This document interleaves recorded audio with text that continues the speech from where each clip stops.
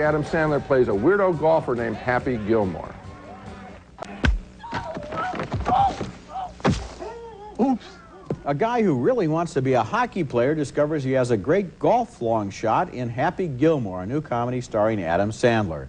The movie's plot is basically about how Happy is a nice guy who loves his grandmother and smashes in the face of anyone who gets in his way. One of the few who believe in him is a former pro played by Carl Weathers, who becomes his coach. It's all in the hips.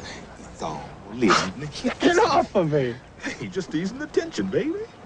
Just easing the tension. Well, ease it on someone else. In a pro-am tournament, Bob Barker turns up and grows impatient with Happy's uneven playing. There is no way that you could have been as bad at hockey as you are at golf. All right, let's go. You like that, old man? You want a piece of me? I don't want a piece of you. I want the whole thing.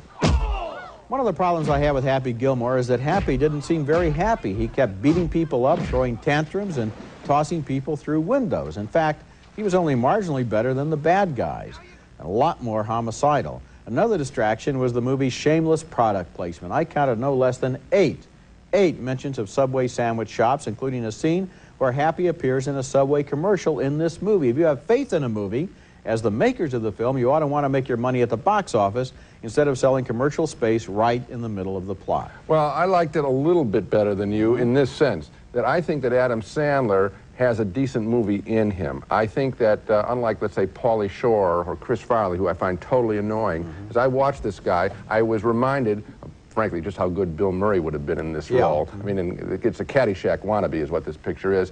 But Adam Sandler has a sweetness there, and I think he's making a mistake if he's going to play a mean guy. I think you ought to look at some of Bill Murray's work and see that there's a sweetness that can energize a picture. Well, the writing in the movie is all wrong in terms of making him such a violent and angry person. It's not necessary. But, you know, you're hard on Chris Farley, too, and you were last week, and I never got to get back to that. I think it's the writers that these guys are at the mercy of. I think Chris Farley can be very funny with the right material. He has been on Saturday Night Live. Which, well, we're not talking about that now, but which movie have you seen him in that was good? I haven't seen a movie that I liked him in, but doesn't make him bad. Me either.